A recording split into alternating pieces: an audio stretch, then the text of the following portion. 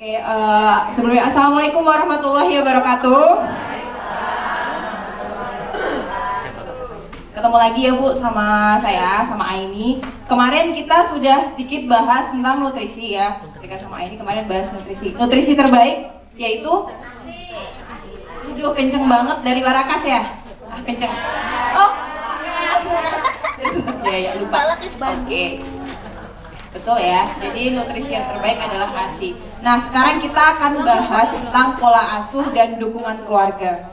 Sebetulnya pola asuh yang seperti apa? Tadi kan sudah dijelaskan juga tentang perilaku makan ya. Perilaku makan yang baik itu seperti apa? Nah, pola asuh dan dukungan yang baik juga seperti apa? Nanti kita akan bahas bersama di situ ya. Ini mungkin nggak ada di slide. Saya hanya ingin menambahkan sedikit Bu. Jadi sebetulnya dari kemarin kita bahas tentang 1000 HPK, ini ada hal yang penting ya. Yang penting dari 1000 HPK itu adalah perkembangan otak pada anak. Perkembangan otak pada anak. Ibu-ibu, ya saya inginnya diperhatikan soalnya Bu ya. Ya, jadi perkembangan otak pada anak itu aspeknya ada banyak Bu.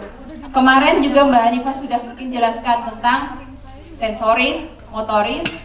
Nah, anak itu kenapa kok kemarin saya sampaikan ASI itu terpenting, ASI itu nutrisi yang paling baik, karena bukan hanya untuk memenuhi nutrisi, tapi itu akan mengaruh juga ke otak anak. Kok bisa? Kenapa? Karena ketika anak diberikan ASI, itu kan ada ikatan ya, ikatan dengan ibu. Ibu kalau ngasih ASI ke anak, apa ya cuma dikasih aja terus ditinggal main gadget? Enggak, pasti kan pakai dilihat, disentuh, masuk nih, disentuh, dilihat, diraba, diterawang, itu namanya uang Bu, pecahan. Nah ini ada sentuhan pasti. Kemudian anak sendiri ketika dia menyusu, dia bisa merasakan ada rasa yang dia, ada bau dari susu ya, dari susunya ibu. Kemudian nggak hanya itu, tapi motorik pun juga. Motorik, misal anak mulai menggerakkan tangan, itu semua sebetulnya adalah perkembangan dari otak. Perkembangan dari otak. Anak usia 1 bulan biasanya sudah mulai, paling nggak udah mulai ngomong oh gitu. Nanti kalau belum, kadang ada Bu yang sudah bisa. Memang ini, coba ibu bawa buku pink nggak? Nggak, buka ya. Nah nanti bisa ibu buka lagi ya. Kemarin kan sudah dijelaskan juga tentang penggunaannya. Kemudian di dalam itu ada kayak stimulasi tumbang. Nah nanti ibu coba baca di situ ada kok. Jadi untuk kalau misalnya ibu bertanya perkembangan anak seharusnya usia segini tuh ngapain sih? Simpelnya buka buku pink itu. Cukup ibu khatamkan itu. Kalau misalnya orang yang beragama Islam khatamkan Al-Quran, ibu khatamin itu. Ya itu. Di situ semua udah lengkap soalnya Bu ya. Kemudian, nah dari perkembangan otak ini juga kognitif di sini, kreativitas. Anak mulai menggambar mungkin usia 3 tahun, usia 4 tahun udah mulai mau coret-coret. Nah, 2 tahun juga sudah bisa ya. Tuh. Kemarin juga sempat ada gambar yang ini ya Bu ya. Kalau kita lihat di sini, ini perkembangan otak paling tinggi saat usia 0, kemudian naik sampai usia 2 tahun. Di situ anak banyak belajar. Tersimpan memorinya di otak, ya. Jadi kalau kita contoh tadi kan ibu bertanya tentang kok sampai dewasa, sampai usia 30 tahun ternyata makan sayur nggak suka. Itu sebenarnya karena dari bagaimana cara lingkungan mengajari, ya, mengajarkan. Biasanya hal-hal seperti itu tuh karena memang lingkungan ketika anak sudah menolak, ya udah menyerah. Jadi tidak ada dukungan penuh di situ ya. Kayak gitu. Kemudian otak sendiri ini berkesinambungan Bu. Yang namanya otak dari kecil terus akan membesar. Kemarin ibu ingat ada pengukuran lingkar kepala? Ya, dibahas tentang makrosefalus, mikrosefalus, otaknya membesar atau mengecil ya. Ukurannya bertambah. Nah, jadi otak itu selalu terbentuk berkesinambungan sepanjang waktu dan dirancang selama masa awal kehidupannya. Dan perkembangan yang paling pesat adalah saat usia ini, usia emas, yaitu 1000 HPK. Nah, setelah lahir, otak juga akan masih mengalami perkembangan fungsi ya, menurun saat usianya sudah 2-3 tahun ini udah mulai menurun nih Bu. Tetap ada perkembangan, tapi tidak secepat di sini. Mungkin kita kalau mau ingat-ingat lagi saat usia 2 tahun, kita ngapain juga nggak ingat, tapi memori itu sudah melekat di otak tanpa harus kita mengingat. Jadi menjadi habit atau kebiasaan gitu. Tapi mungkin hanya selingan sedikit aja ya Bu ya. Nah, sekarang kita masuk ke kebutuhan dasar dulu sebelum kita masuk ke pola asuh. Sebenarnya kebutuhan dasar manusia, nggak cuma anak, itu ya ASI, ASAH, asuh. Kalau asuh itu seperti nutrisi, ya. Sandang pangan itu masuknya apa? Asuh, ya asuh. Kemudian ada asah. Kalau asah itu apa? Asah, yang diasah lingkungan keluarga, ya keterampilan ya. Ya, asah itu keterampilan, jadi stimulus. Itu masuknya ke asah. ASI. ASI kasih sayang, betul. Kasih sayang, rasa nyaman ya, dihargai, semua yang bentuk perasaan. Kayak gitu masuknya ke ASI. Nah, itu nanti bisa dibaca di slide. Ini ya. Mungkin agak cepat aja Bu, nanti waktunya habis.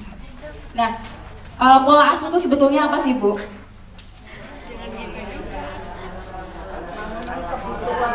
Coba satu, pola asuh itu adalah pola interaksi, jadi interaksi antara orang tua dengan anak. Mungkin ada definisi lain selain yang di copy. Mungkin Ibu mau ngasih istilah lain juga boleh. Selain interaksi apa? Pola asuh itu cara pengajaran itu juga termasuk pola asuh ya. Pola asuh di dalam keluarga. Nah, interaksi yang terjadi itu bisa dalam pemenuhan dalam kebutuhan fisik. Fisik itu masuknya ke asuh. Ya. Kemudian psikologis itu masuk ke ASI. Membimbing ini juga masuk ke ASI ya, dan termasuk juga ke asah karena keterampilan. Nah, untuk pemenuhan kebutuhan fisik itu ya seperti makan, minum, sandang, pangan, papan. Kemudian kalau psikologis tadi juga sama seperti ASI, rasa aman, kasih sayang, perlindungan dan lain-lain.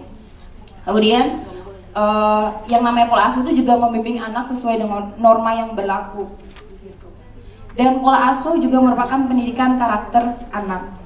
Dari kecil dia akan mengingat apa yang orang tua ajarkan, dia akan merekam apa yang orang tua juga lakukan. Kadang itu anak tuh lebih suka meniru ya. Kalau anak yang masih kecil mungkin menirunya di lingkungan keluarga. Ketika nanti sudah mulai mengenal teman-teman, mengenal ada teman-temannya nih, mulai masuk PAUD mungkin, mulai masuk TK, itu udah mulai ada teman-temannya, dia akan meniru teman-temannya seperti apa.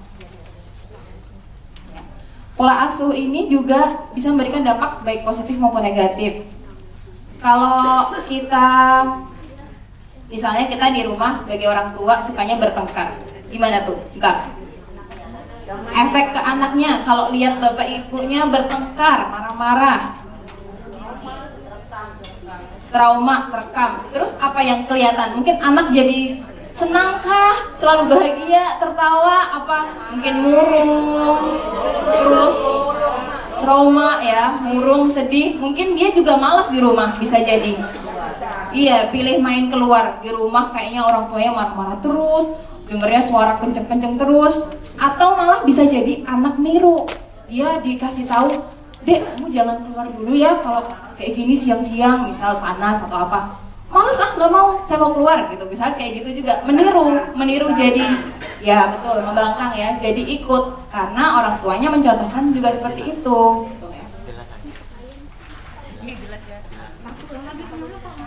Ini sama ya Bu ya. Jadi untuk kebutuhan asuh, ASI dan ASA. Saya mungkin skip aja, kalau bisa putar. Nah, untuk pola asuh bayi dan balita ini nggak ada ya Bu, bisa difoto kalau mau ditambahkan. Jadi pola asuh yang tepat itu kita melihat dari pertumbuhan dan perkembangan yang sesuai dengan usia. Ibu, ibu-ibu, ibu-ibu, hey. Gimana caranya nih? Oke, ya, untuk ini kita melakukan stimulasi tumbuh kembang sesuai usia. Kita bisa pakai buku KIA, ya. Siapa yang udah baca buku KIA sampai beres? Nggak sempet masak terus soalnya ya Bu, nggak belanja. Ya, nanti kalau misalnya ada waktu senggang baca Bu, di situ semua banyak informasi yang ibu kader tuh bisa juga berbagi sama tetangga, sama ibu-ibu yang lain, terutama di situ kan ibu hamil ya lebih terfokusnya, karena nanti pasti ibu dianggap lebih pinter. Padahal cuma baca buku KIA. Kadang itu orang malas membaca, padahal sebetulnya sudah terfasilitasi ya. Sudah terfasilitasi, sudah ada, tapi kadang malas baca. Nah, nanti ibu bisa baca itu ya. Di situ kita bisa lihat kalau usia 0, termasuk makan ada di situ. Tentang tumbuh kembang ada, ya. Yang kemarin diajarin sama Mbak Hanifah dicontreng-contreng itu. Nah, itu di situ ada. Nah, pola asuh dalam 1000 APK, ya, yang paling penting adalah kita penuhi kebutuhan. 3 kebutuhan yang penting yang tadi disebutkan, yaitu kebutuhan apa aja Bu? Ya, ASI, asuh, asah, diingat aja itu. Kemarin kalau untuk asuh mungkin sudah dibahas di nutrisi. Kemudian untuk asah sudah masuk di stimulasi. Nah, untuk ASIH itu lebih ke kasih sayang, lebih ke bagaimana cara kita mendidik atau cara kita mengajarkan dan memberi contoh ya di rumah itu kepada anak kita gitu. Nah, ini ya nanti bisa dibuka di buku KIA-nya. Mungkin saya sedikit singgung mengenai macam pola asuh. Ya, ini sedikit ilmu ya, kita bisa buat melihat sih sebetulnya selama ini kalau kita ngajarin di rumah itu pakai pola asuh apa? Apakah kita itu ternyata otoriter ya, atau kita itu demokratis kayak ini ya Bu ya, kayak negara ya Bu. Kalau demokratis, jadi pola asuh yang demokratis itu adanya kebebasan kepada anak, jadi memberikan kebebasan, tapi orang tua tetap mengontrol, ya. Sama halnya Bu, kayak sekarang negara kita demokratis ya Bu. Kita kalau mau milih presiden, pemilu bebas ya, tapi tetap ada aturan memilih, misalnya aturan memilih ke KPU kita harus pakai KTP dulu, domisili di mana, kayak gitu kan. Jadi bebas memilih, tidak ada paksaan harus memilih A, B, C, tapi ada aturan cara mainnya, kita memilihnya bagaimana. Nah, itu yang namanya demokratis. Sama kalau ajarkan ke anak, ya ajarkan sesuai dengan normanya bagaimana gitu ya. Tapi tetap memberikan kebebasan. Biasanya demokratis di sini anak dan orang tua itu sukanya ini, kalau misalnya anak pengen A, mungkin mau ngomong ke orang tuanya. Jadi anak itu berani untuk bercerita. Jangan sampai anak itu malah jadi takut sama kita. Tapi jangan biarkan anak itu jadi berani ngebangkang. Nah, itu memang perlu latihan. Dan Mbak Aini juga yakin kalau ibu-ibu sudah terbiasa dan sudah mulai mengerti ya gimana kalau misalnya anak itu mulai membangkang harusnya bagaimana. Ya, itu semua latihan dan memang ada istilahnya tuh komitmen dari kita untuk menerapkan prinsip yang demokratis. Atau ada yang pakai otoriter kalau di rumah, pola asuhnya otoriter ada. Biasanya ayahnya yang suka otoriter gitu. Iya, betul ya Bu ya. Atau ibunya juga otoriter. Ada ya. Dua-duanya otoriter juga ada. Kadang orang tua yang dia menerapkan otoriter, dia tuh tidak mengerti dalam memberikan kasih sayang kepada anak. Dia cuma maunya A, ya A. Misal mau nyekolahkan anak nih, sekolahkan anak yang bagus. Yang bagus di mana Bu? Kalau di sini di mana yang bagus? Ya, mau sekolahkan anak yang bagus, paksakan di situ. Padahal mungkin anak itu passion atau semangatnya bukan di situ, ya. Cuman dia memaksakan, itu ya termasuk otoriter. Jika tidak mau mendengarkan apa yang anak inginkan, ya, itu termasuk otoriter. Kadang kalau dalam keluarga itu pola asuh itu bisa campur. Jadi ada yang dia kadang demokratis, kadang otoriter. Ada juga permisif. Kalau permisif diberikan kebebasan yang seluas-luasnya. Jadi terserahlah masa bodoh, nak kamu mau ngapain ya ibu nggak peduli, yang penting kamu makan. Ya misal kayak gitu. Jadi bebas, termasuk dari dia mau main kemana lah, mau pulang jam berapa, ibu nggak peduli kayak gitu misal. Di sini contohnya permisif. Nah untuk dalam pengasuhan menjunjung tinggi hak anak ini nanti ibu bisa baca sendiri. Ada tuh di Undang-Undang Nomor 23 Tahun 2002. Ini hanya selingan ya Bu. Jadi hanya untuk sekedar tahu kalau ternyata dalam mengasuh anak itu ada 3 macam cara yang biasanya kita tanpa sadari kita pasti lakukan. Ya, salah satu. Mayoritas apa nih? Demokratis, yakin. Jangan-jangan kayak masa pemerintahan presiden siapa? Presiden Pak Harto gitu. Otoriter gitu, ada? Ya, jangan sampai kita terlalu mengekang kebebasan anak. Tapi yang perlu diingat, memang yang paling terbaik itu adalah demokratis. Kita kasih kebebasan, tapi kita juga kasih aturan mainnya. Bebas itu yang seperti apa? Jadi bebas bertanggung jawab, itu yang paling penting. Nah, untuk pola asuh anak ini ada ya Bu ya di situ, cuman mungkin bentuknya beda. Ini saya tunjukkan yang di buku KIA. Jadi sebetulnya saya ambil materi juga dari buku KIA. Jadi nanti ibu-ibu kader bisa langsung baca di situ. Di situ tertulis tuh kalau misalnya pola asuh anak itu apa. Kita lakukan pola asuh ya sesuai dengan usianya, ya sesuai dengan kondisi anak, dengan penuh kasih sayang. Di situ udah ditulis dengan penuh kasih sayang. Ya, kita kalau itu tadi saya mungkin nyontohin di awal tuh kayak ngasih ASI. Masa kita kalau ngasih ASI kita sambil main gadget, ya nyusuin tapi terus main gadget, terserah anaknya mau gimana gitu, enggak ya, enggak. Jadi harusnya kalau misalnya seperti itu kita pegang anak, fokus pada anak. Untuk ibu bekerja aja, kalau misalnya sudah sampai rumah, harusnya itu fokusnya pada anak. Pekerjaan diselesaikan di luar, di kantor. Jadi ketika pulang memang fokus untuk keluarga, untuk anak, kayak gitu. Itu yang dinamakan kasih sayang. Niatnya bukan untuk memanjakan Bu, tapi membuat anak tahu bahwa orang tuanya itu memang selalu ada. Ya, kita ketika ada dengan anak pun memberikan kasih sayang bukan dengan memanjakan. Beda ya Bu. Bedanya kalau kita kasih sayang tapi kita memberikan kebebasan yang bertanggung jawab dengan memanjakan tuh gimana? Ada yang bisa kasih contoh nggak? Kalau memanjakan permintaannya apa yang diminta anak selalu kita turuti. Oke, kalau memanjakan apa yang diminta anak selalu kita turuti. Kalau kasih sayang Bu, yang bebas tapi bertanggung jawab itu gimana?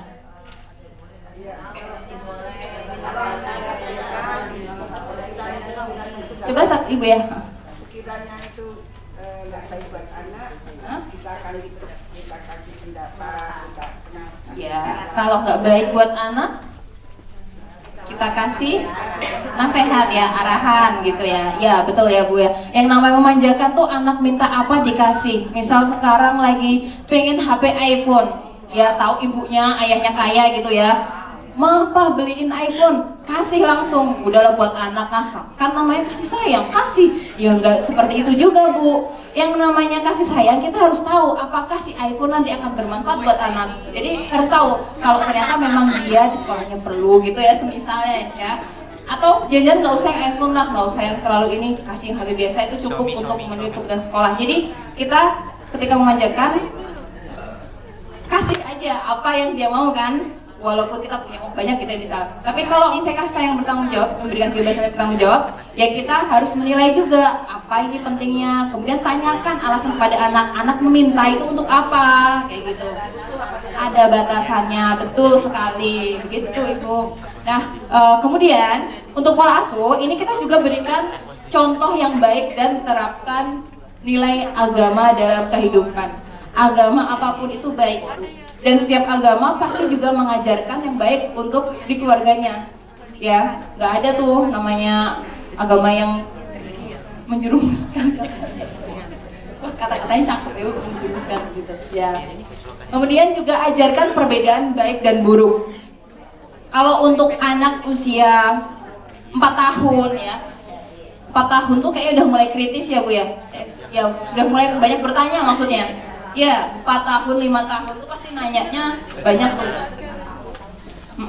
Nah, ketika anak sudah usia segitu, ya kita harus bisa kasih contoh yang benar, yang baik, yang buruk. Kalau anak bertanya misal, ibu, kenapa sih aku nggak boleh keluar kalau main jauh sampai ke jalanan sana gitu misal ya, kenapa nggak boleh? Nah, kita kasih tahu, jangan lagi ibunya lagi sibuk terus males, udah nak pokoknya nggak boleh, udah kamu tuh manut gitu ya, nggak kayak gitu. Tapi kita kasih penjelasan karena anak itu punya masanya masing-masing ya Bu. Masa ketika dia usia 4 tahun dia memang banyak bertanya. Nah, kita ada di situ ya untuk mengarahkan, itu yang namanya pola asuh ya. Kemudian juga meluangkan waktu bersama anak. Di sini rata-rata emang ibu kader ada yang bekerja juga nggak? Ada. Mayoritas kader murni. Kader lillahi ta'ala ya Bu. Lillahi ta'ala ya Bu. Ya. Luangkan ya waktu untuk bisa bersama keluarga. Pekerjaan ibu sebagai kader itu udah nilai tambah Bu. Ya, pekerjaan ibu sebagai kader itu udah nilai tambah, bisa memberikan ilmu untuk yang lain, mau perhatikan kesehatan orang lain, itu udah nilai tambah, pahalanya pasti ada ya Bu ya. Amin. Nah, kemudian ini perhatikan dan dengarkan pendapat anak, melatih dan mengenal kelebihan kekurangan anak, anjurkan anak disiplin, berikan pujian dan penghargaan ya, atau penghargaan. Semisal anak dia udah masuk PAUD, udah bisa ngegambar, padahal ngegambar burung mah Bu, burung coret gitu ya. Burung coret mah kalau yang bentuknya gini-gini masih cakep ya Bu, burung coret tapi ngakunya burung. Hargai, nggak apa-apa, bilang, oh iya nak, ini burungnya udah cakep banget, cuman kurang ini sedikit gitu, kayaknya cakep. Jadi itu yang namanya penghargaan. Jangan sampai jatuhkan apa yang anak ngerasa bangga nih, karya aku mau tunjukin ke mama gitu ya. Jangan sampai jatuhkan apa yang dia sudah bikin. Itu yang namanya memberikan penghargaan. Misal sudah bisa pakai baju sendiri, ya, sudah bisa lipat baju, nah itu semua dihargai. Nggak cuma anak sih Bu, saya yakin ibu-ibu juga kalau misalnya sekarang nih datang ke sini pada cakep-cakep nih ya bajunya ya, terus tiba-tiba ada yang bilang, Bu, kok cakep banget sih Bu, cantik banget, pasti seneng kan? Seneng, sama orang tuh juga kayak gitu. Nah, anak pun juga sama, berikan itu karena dia pasti akan merasa, oh aku dihargai, aku seneng kalau misalnya aku bisa berbuat sesuatu atau menunjukkan karyaku kepada aku, papaku, ayah, gitu ya. Nah, ini juga menerapkan pola hidup bersih dan sehat. Ada berapa itu Bu? Ada berapa PHBS? 10. Nah, lindungi anak juga dari pengaruh negatif media. Nah, kalau kita ngomongin media, itu zaman sekarang ini media udah ini banget ya Bu ya. Gimana Bu? Sudah mudah sekali diakses. Anak aja kadang udah dikasihin HP karena gangguin ibunya nonton sinetron. Ya. Gangguin ibunya nonton sinetron, udah kasih HP aja lah ya. Nah, itu kadang betul ya Bu, yang namanya pengaruh zaman itu kadang juga bisa mempengaruhi apa yang menjadi pola asuh kita di keluarga. Ini pinter-pinternya kita untuk kayak kasih batasan waktu. Jadi harusnya kalau misalnya main HP itu bolehnya cuma dibatasi sepulang sekolah, kalau udah sekolah. Kalau belum sekolah cuma bolehnya malam 1 jam doang, nggak boleh lagi yang lain. Atau bisa jadi ya, tadi kayak penghargaan atau semisal mau ngasih hadiah buat anak, kan nggak boleh tuh bentuk makanan, karena kalau makanan tadi kata Mbak Ziza ya udah manis, nanti beliin lagi coklat, beliin permen, kasih aja penghargaannya bentuk main HP. Itu salah satu yang mungkin memang berat ya, ketika ternyata teman-temannya pun juga banyak yang main HP juga gampang. Tapi kalau kita sudah ajarkan dari awal, pokoknya ntar kalau adik udah bisa gambar ini misal, atau adik di sekolah nilainya udah dapat 9, hitung-hitungannya udah lancar sampai 100, nanti boleh deh mama kasih buat main HP jam 7 sampai jam 8. Nah itu kayak gitu tuh aturan-aturan kayak gitu yang membuat dia, oh iya aku harus berjuang untuk bisa pegang HP gitu. Ini hanya salah satu. Ketika kita memanfaatkan media dengan cara yang positif ya, dan di situ pun ketika anak membukanya juga harus dengan pendampingan orang tua baiknya atau orang dewasa. Nah, ada juga Bu pola asuh untuk anak yang disabilitas. Disabilitas itu cacat ya Bu ya. Untuk nanti mungkin ibu bisa baca sendiri atau nanti bisa tanya saya. Nah, kemudian masuk ke dukungan keluarga. Ibu-ibu. Ibu-ibu. Nah, untuk dukungan keluarga, sebetulnya apa sih dukungan keluarga itu, Bu? Nah, ibu mah kalau baca mah udah pinter banget. Iya. Keberadaan. Susah, Bu, kata-katanya yang simpel aja, Bu. Apalah, Bu. Yang simpel apa sih dukungan keluarga? Memberikan dukungan, motivasi, semangat. Apa, Bu? Dukungan keluarga, Bu. Yang kata-kata simpel aja, Bu.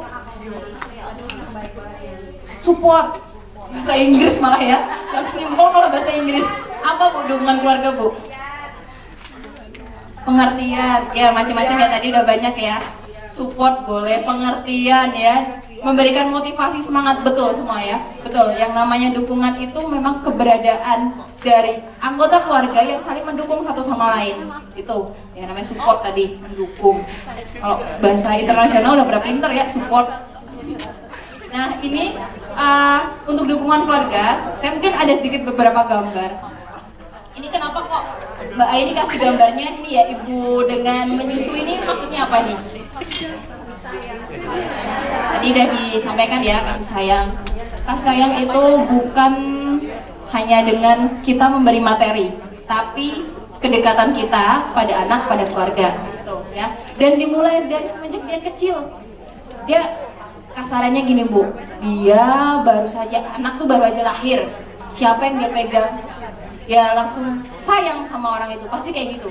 Sama halnya anak ketemu sama ibunya, udah klop banget kan, udah pasangan sejati kan. Jadinya anak dengan ibu itu punya ikatan yang kuat.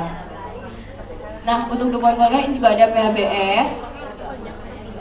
Jadi dukungan keluarga itu bukan hanya dari ibunya, tapi ya dari ayahnya, dari siapapun yang tinggal bersama di situ.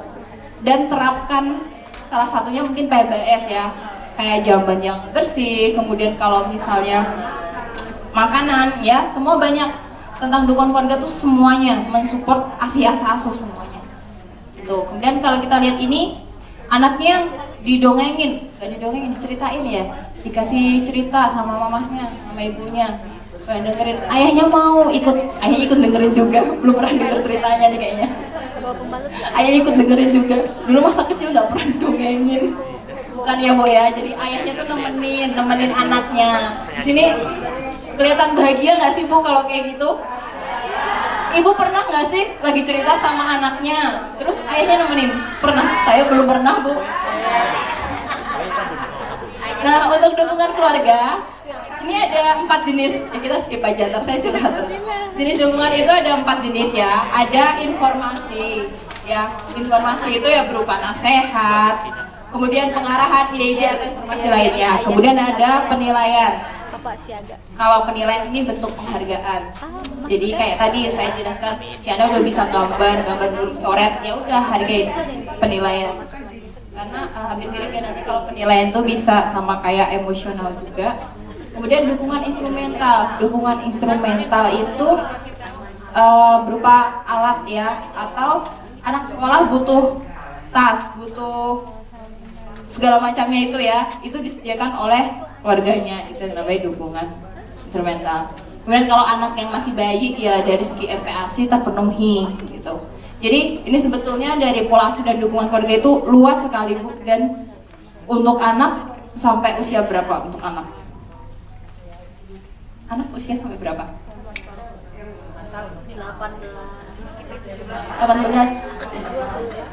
15.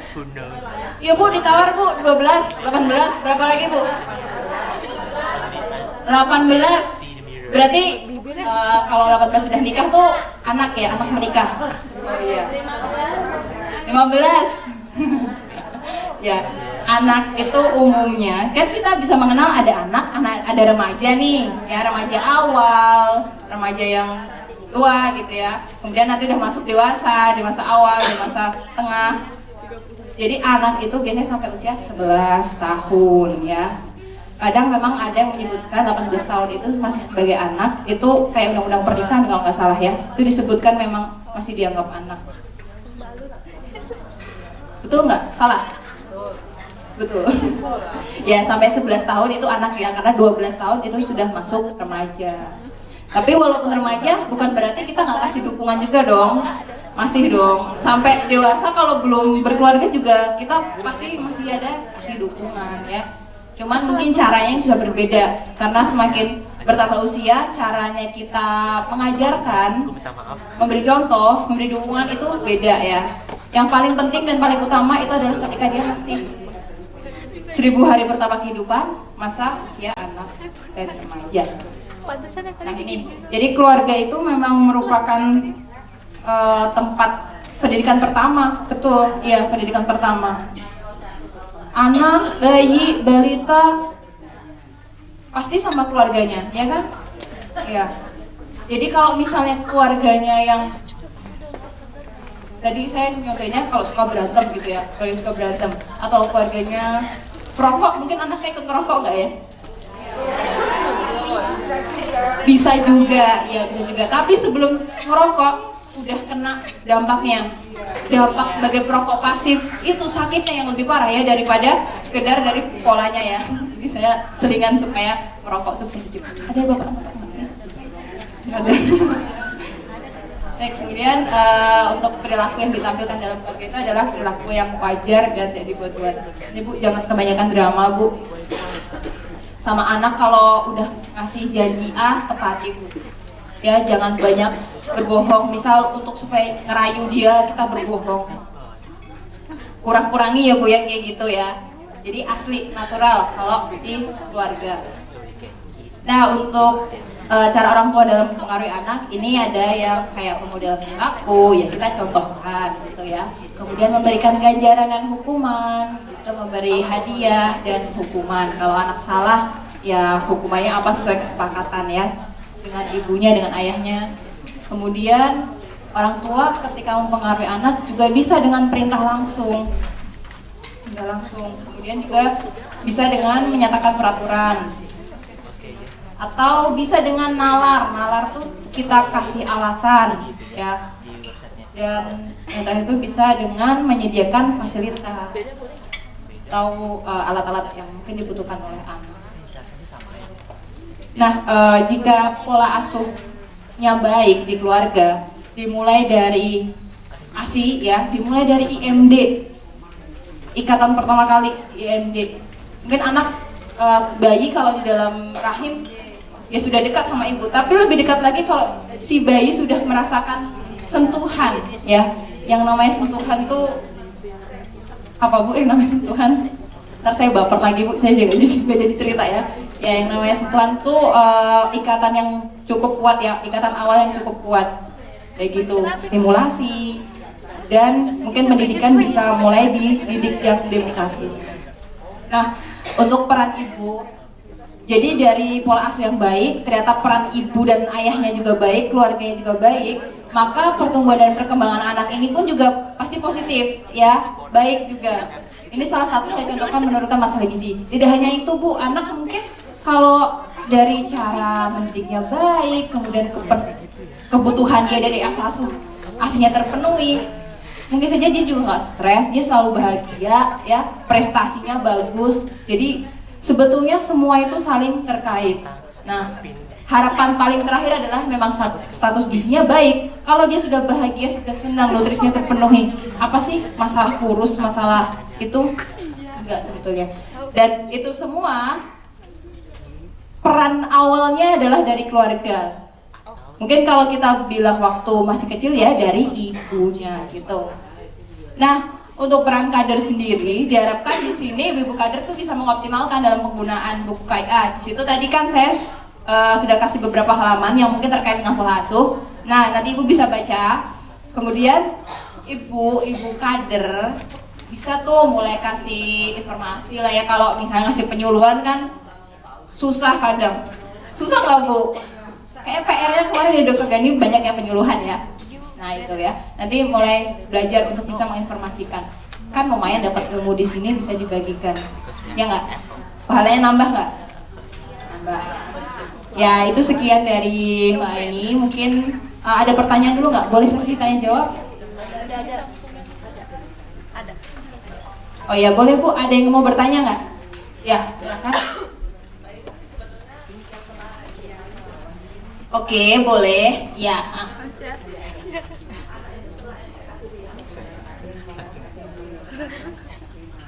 Waktu 0 sampai 6 bulan itu kan ASI ya Mbak, yang sampai 2 tahun juga masih tetap ASI. Tapi apakah setelah MPASI bisa diberi madu? Terima kasih Mbak. Dengan Ibu siapa? Nanti kalau bertanya sebutkan nama ya Bu, biar dikenal. Aku Ibu Sri Budiono dari Anyelir, kader Anyelir. Ya Bu Sri ya saya panggilnya ya. Jadi pertanyaannya tentang ASI, ya tentang MPASI diberikan setelah 6 bulan. Ya, kemudian kan itu masih dilanjut sampai 2 tahun masih dikasih ASI. Pertanyaannya, boleh nggak dikasih madu? Dikasih madunya pas kapan? Boleh nggak Bu? Coba Bu, suaranya di sana jawab, boleh nggak Bu? Ya, dari 1000 orang 920 jawab boleh. Sini boleh nggak Bu? Boleh. Boleh nggak? Ya, udah dijawab ya. Sebetulnya boleh Bu. Yang tidak boleh itu saat usia 0 sampai 6. 0 sampai 6 itu cuma boleh ASI aja. Jadi nggak boleh yang namanya madu. Kan kadang ada suka mikir, madu loh Mbak Aini, madu kan sehat. Masa anak saya usia 4 bulan nggak boleh dikasih? Itu untuk kekebalan Mbak, gitu ya, masih maksa gitu. Enggak, tetap bukan ya. Kekebalan dari ASI sudah cukup, nggak perlu ditambahin madu atau mungkin ada sari kurma. Pernah sempet tuh ada yang nggak kasih sari kurma, nggak perlu. Obat pun itu karena dokter yang kasih saran dari dokter itu kalau misalnya anaknya kenapa-napa begitu Bu. Gimana Bu Sri, bisa menjawab? Lagi.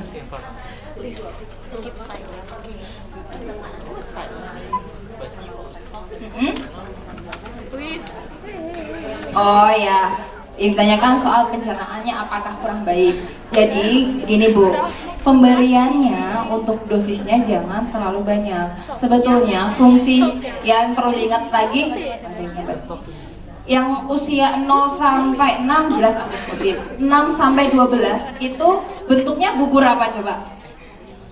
Bubur lumat ya, bubur lumat. Dia bentuk bubur lumat itu masih lembek tapi nggak terlalu cair. Fungsinya apa? Sebetulnya makanan MPASI kalau usia 6 sampai 12 tahun yang perlu diingat itu ingin memperkenalkan makanan ya. Karena frekuensi ASINya pun juga masih banyak. Mohon maaf, 12 bulan. Ibunya nggak ngantuk. 12 bulan ya. Jadi hanya untuk memperkenalkan makanan. Kalau tadi tanya madu, lah madunya dikasihnya berapa? Jadi dosisnya itu jangan terlalu banyak, boleh diberikan, tapi bukan kayak sehari harus dikasih 1 sendok makan, itu terlalu banyak Bu. Cukup sedikit sih sebetulnya, karena pencernaan si bayi memang belum siap ya. Kalau kita bicara soal madu ya, boleh sekitar 1 sendok teh. Cuman sih kalau saran saya sebetulnya itu bisa sih dicampur sama makanannya Bu. Jadi kalau misalnya bikin madu kasih susu nggak apa-apa, asal teksturnya itu nggak terlalu kental. Karena kalau madu doang kayak kental banget nggak sih? Iya. Nah, yang susah itu karena masih kental, terlalu kental. Harusnya kan 6 sampai 12 bulan tuh lumat. Bentuk lumatnya dia nggak terlalu kental tapi nggak encer juga. Gitu. Jadi mungkin bisa dicampur ya Bu, dan jangan terlalu banyak. Bisa sehari itu 1. Bisa. Gimana Bu Susi, sudah menjawab? Ya, terima kasih Bu Sri. Ada lagi nggak pertanyaan? Masih dibuka sesinya Mbak? Oh masih 5 menit. Boleh? Ya. Nama Bu biar ya, Mbak ini saya Ibu lagi dari Sunterjaya Mbak. Kan gini Mbak, saya pernah bukan ngomong ya, dititipin ponakan. Nah setelah usia 6 bulan itu emang ditaruh rumah saya. Terus kalau habis minum susu, ntar kira-kira jam berapa itu saya kasih madu dicampur air putih. Saya masukin ke dalam botol. Tapi doyan, itu nggak apa-apa. Dia di atas 6 bulan.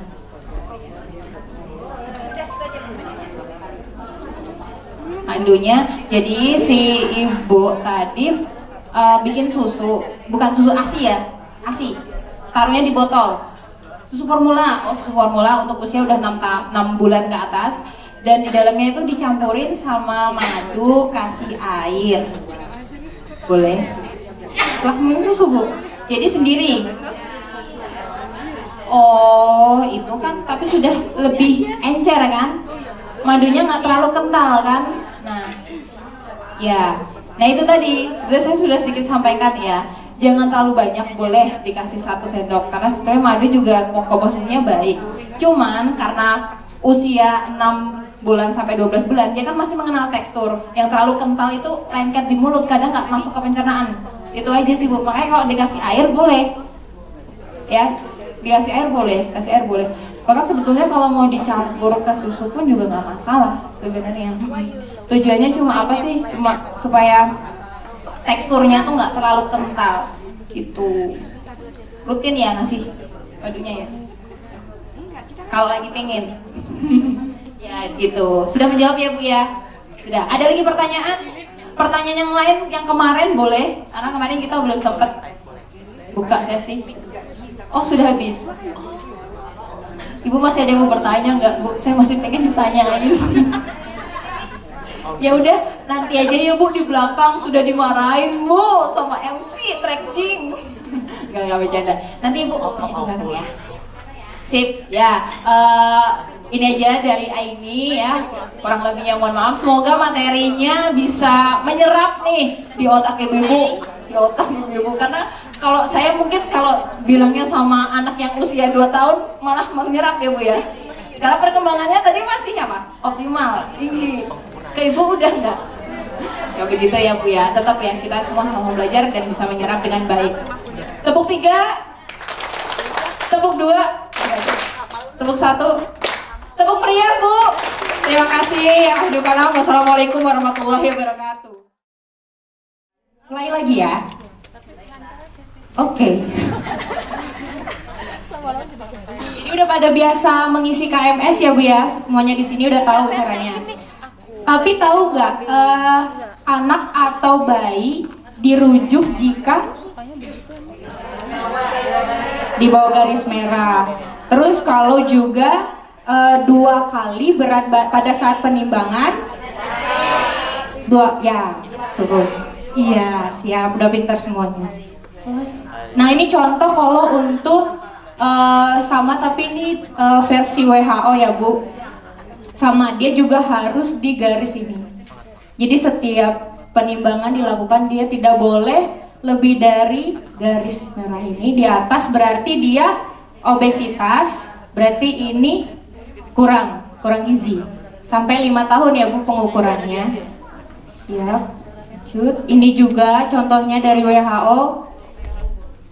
Nah sekarang pengukuran. Biasanya kalau di setiap posyandu ibu-ibu mengukur menimbang berat badan bayi yang belum bisa berdiri bagaimana?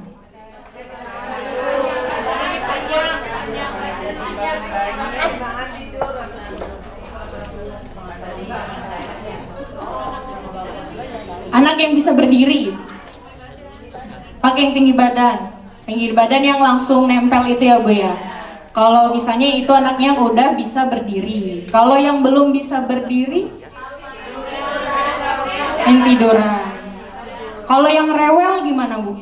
Digendong kayak gini. Biasanya caranya bagaimana Bu? Bareng ibunya juga. Jadi ditimbang dulu anak sama ibunya ya 2 kali. Mantap semua ini Bu ya. Cara pengukurannya kayak gini. Pakai ini juga nggak Bu? Digital. Ya. Jadi pakai ini ya, ini ya, ini ya. Ya. Lanjut. Kalau pengukuran tinggi badan? Ya. Jadi posisi kita langsung ke posisi aja ya Bu ya. Nih. Jadi langkah pertamanya. Langkah pertama kedua itu persiapkan formulir yang akan dicatat, ditaruh. Jadi dan persiapkan juga semua alat-alat. Setelah itu ini kan sebagai ibunya ya, ini ibu ya, kader kayak yang akan mengukur. Ini orang tua dan ini anaknya. Jadi posisinya harus seperti ini ya Bu. Nih, pandangan harus lurus ke depan. tumit harus nempel, kepala juga harus nempel. Posisinya itu telinga sejajar dengan matanya harus lurus, pandangan lurus. Jadi kalau misalnya rewel, nih ditahan sama ibu kakinya. Jadi ibunya orang tua ibu meminta untuk menempelkan kakinya. Terus ibu sebagai yang mengukur menahan kepala agar lurus. Terus ditarik.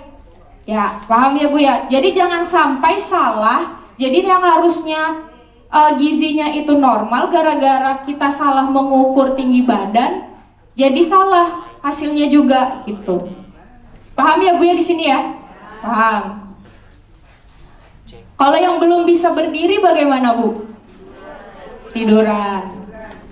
Ya, sama ya Bu ya posisinya juga. Pandangan harus lurus ke depan, tiduran. Posisinya tapi ibu yang berada di kaki. Kalau yang tadi, kalau ibu yang di atas kepala. Nah, kalau yang untuk bayi atau anak yang belum bisa berdiri, ibu di posisi kaki untuk menahan. Baru ibu melihat tinggi badannya seberapa.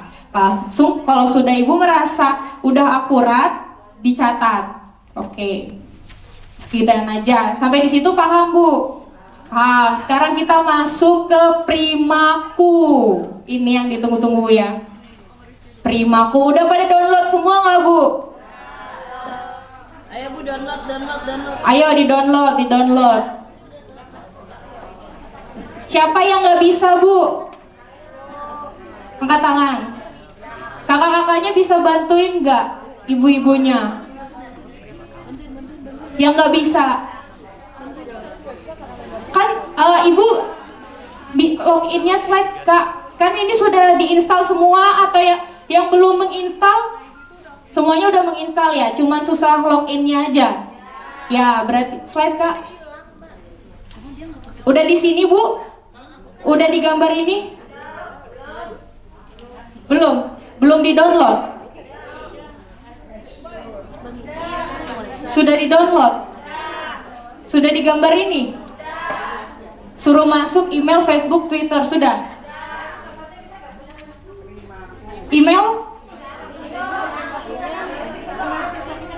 Udah punya Facebook nggak Bu?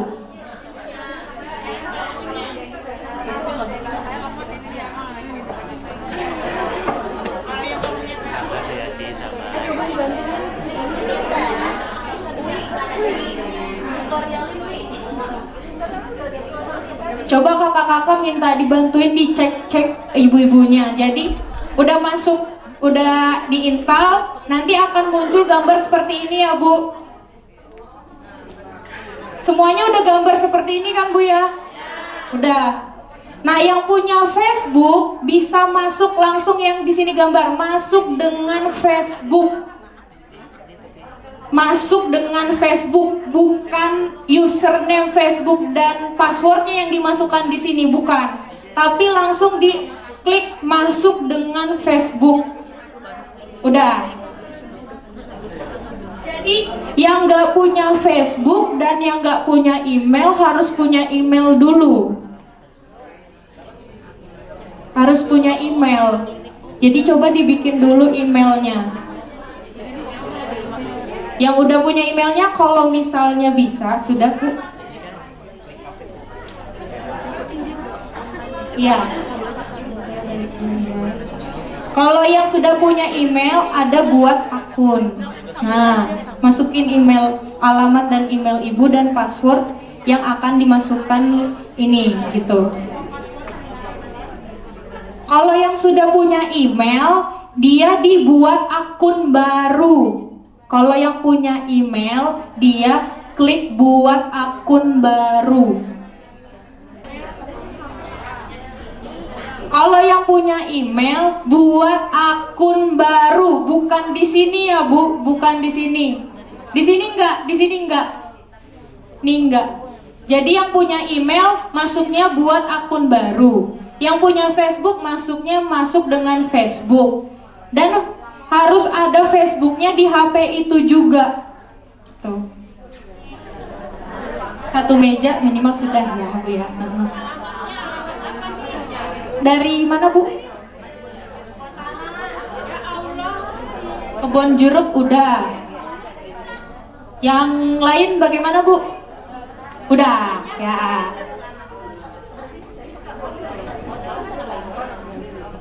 Mana? Nah udah kalau ini tunggu dulu Bu ya. Kita tunggu teman-teman yang lain.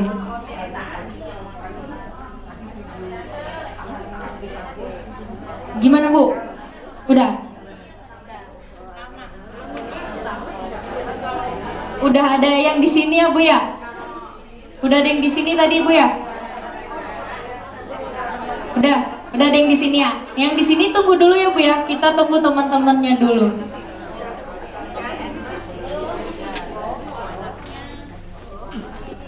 Passwordnya jangan lupa ya nanti Bu, kan nanti juga aplikasinya akan dipakai nanti pas di posyandu. Jadi dicatat username-nya apa, passwordnya apa. Jadi nanti pas mau dipakai lagi ingat tuh. Dan bisa mengajarkan ke ibu-ibu yang ada di posyandu saat pemeriksaan. Karena aplikasi ini sebagai pemantauan, dia bentuknya juga kayak KMS tapi digital gitu. Jadi bentuknya digital. Kalau KMS kan bentuknya kertas. Kita mengukur, kita tulis, oh ternyata dia udah di bawah garis merah, berarti dirujuk. Kalau di sini kita tinggal masukin angka-angkanya, nanti dia sendiri yang menggaris.